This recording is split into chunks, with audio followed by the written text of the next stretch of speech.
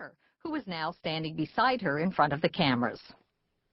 The woman by Mrs. Clinton's side was the president of the United Federation of Teachers, Randi Weingarten.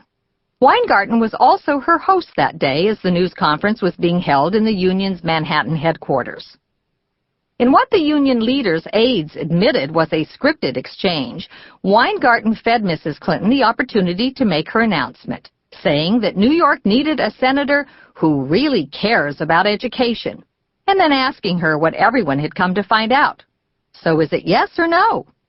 Mrs. Clinton still did not answer directly, saying only, "I believe that if we work together, we really can make a difference for the children and families in New York." In essence, the union boss was left to make the announcement for the Democratic candidate. "So the answer is yes," stated Weingarten. As the New York Times reported, if Mrs. Clinton had anything to say beyond that, and it appeared she might have, it was lost in the tumult of loud cheers and hand-clapping of the union members as they rose to their feet. To some, it might seem odd that Mrs. Clinton would choose to declare her candidacy for the U.S. Senate in this setting, but she did not even have a home in her newly adopted state yet. It would be another month and a half before she moved into her house in Chappaqua, New York. She needed a place to make the announcement, and the headquarters of the teachers' union seemed a natural choice. After all, Mrs. Clinton must have realized how dependent she was on the labor movement. The union's massive amounts of money and manpower had been the key to her husband's electoral success, and as she embarked on her own political career, the United Federation of Teachers and many other labor organizations, including unions outside of New York, would be critical to her campaign. Today, of course, Hillary Clinton is in many ways the face of the Democratic Party. To many, she is the best hope for the future of the party, but undeniably she is the Democrats' most reliable fundraiser. So important is Mrs. Clinton to other Democratic candidates that just weeks after taking the oath of office, she set up her own political action committee, HillPAC, which gave $837,000 to her fellow Democrats in 2002, and will play a major role in the 2004 election. Indeed, CNN has reported that HillPAC is the hidden power behind the leftist coalition known as America Coming Together, which played a key role in a December 2003 meeting of liberal activists plotting President George W. Bush's political death. One advocate actually publicized the meeting as a Hate Bush event.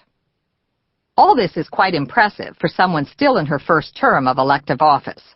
Clearly, Mrs. Clinton had a national profile long before being sworn in as a United States Senator, but it is safe to say that she would not be in such a powerful position today without the undying support of the labor unions. At the time she announced her candidacy in 1999, many observers thought she faced an uphill battle to win the Senate seat. She ended up winning the election handily, however.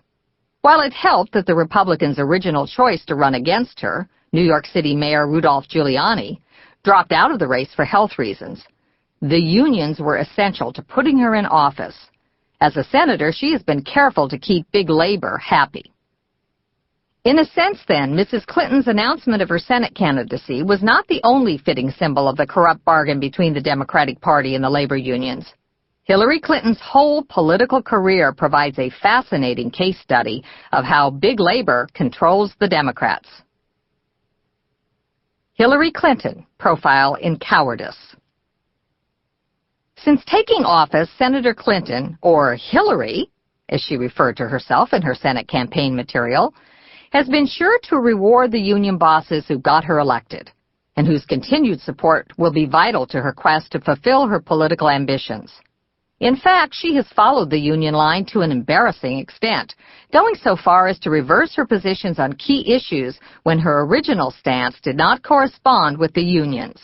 And like many other leading Democrats, she has moved further to the left in her pursuit of high office, which undoubtedly pleases the labor movement's radical leadership.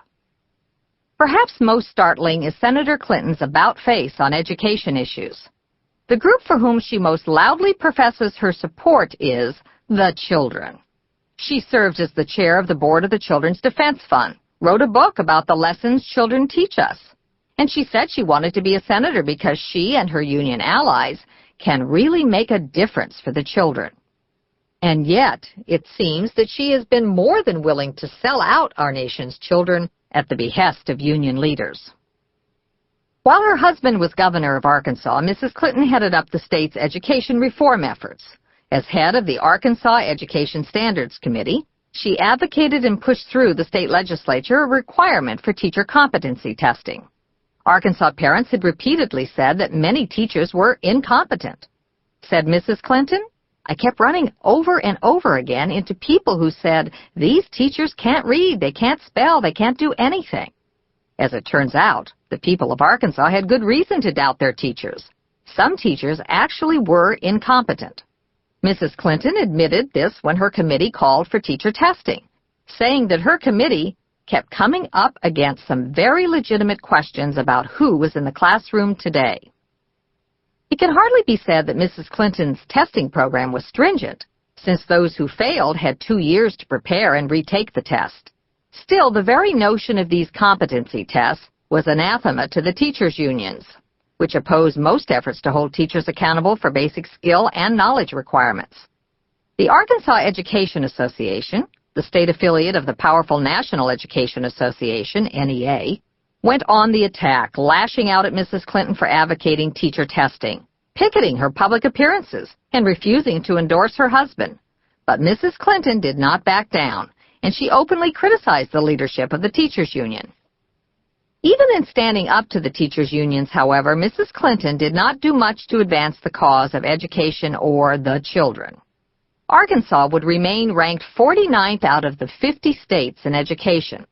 According to former Clinton political consultant Dick Morris, that is because Mrs. Clinton handled education reform in Arkansas with all the aplomb and grace that she would later exhibit as she tried to ram nationalized health care down the nation's throat.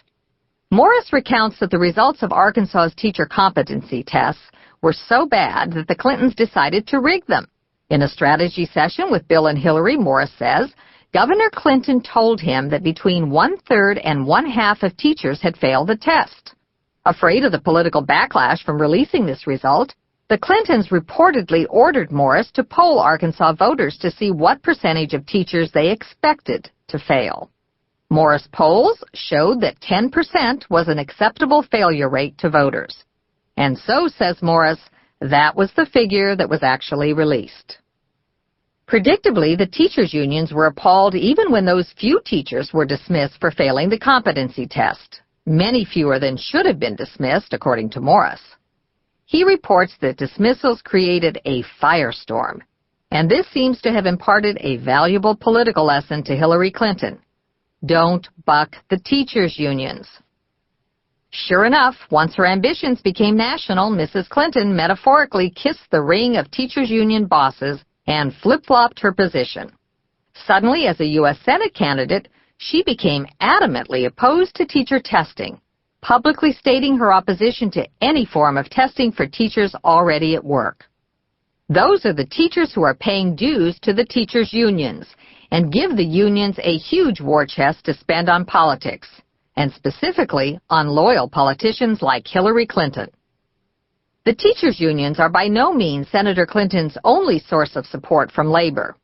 Union PACs have been generous contributors, giving her more than $466,000 as of January 2004. And she's proven herself a loyal friend to those unions as well. She has even risked our nation's security to pay back the union leaders who were essential to her election. After the September 11th terrorist attacks, the House of Representatives passed legislation creating the new Department of Homeland Security just a month after it was introduced, which is light-speed action in the congressional bureaucracy.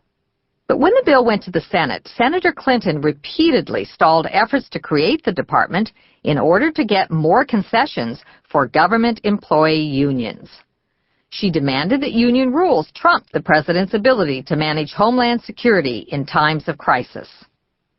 To protest what she claimed was President Bush's plan to undermine and eliminate the rights of federal workers, she rallied with 100 government union employees who demanded concessions to the unions.